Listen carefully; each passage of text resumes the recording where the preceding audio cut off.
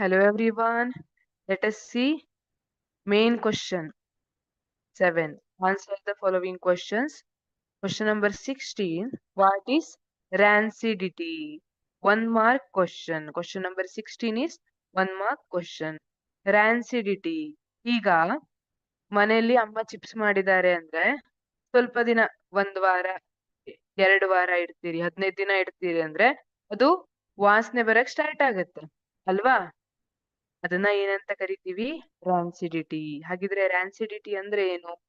When fat and oil containing food materials oxidize, then their smell and taste change.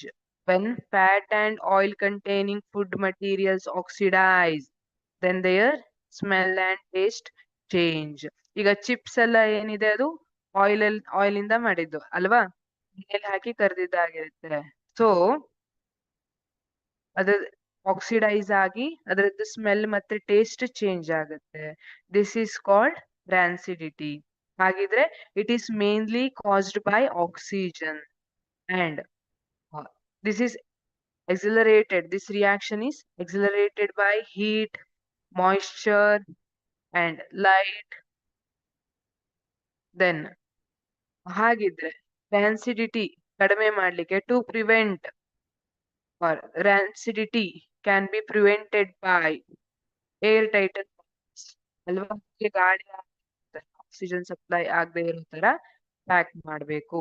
And ಈಗ ನೀವು ಕೆಲವೊಂದಿಷ್ಟು chips packet market ಅಲ್ಲೆಲ್ಲ ಸಿಗುತ್ತಲ್ಲ ಅದನ್ನ ನೋಡಿದ್ರೆ ಅದ್ರೊಳಗಿರೋ ಚಿಪ್ಸ್ ಗಿಂತ ಗಾಳಿನೇ ಜಾಸ್ತಿ ಇದೆ ಅಂತ ಬೈಕೋತಿರ್ತೀರಿ ಅಲ್ವಾ? ಯಾಕಷ್ಟು ಏರ್ ಅನ್ನ ತುಂಬಿದ್ದಾರೆ? It is not just air, it is nitrogen. ಯಾಕೆಷ್ಟು ನೈಟ್ರೋಜನ್ ಅನ್ನ ತುಂಬಿದ್ದಾರೆ? To prevent rancidity and antioxidants also can be used. But ಇಲ್ಲಿ ಕೇಳಿರೋದು ವಾಟ್ ಇಸ್ rancidity ಅಂತ ಕೇಳಿದ್ದಾರೆ. when the fat and oil containing food materials oxidize, then their smell and taste change. This is called rancidity. Thank you.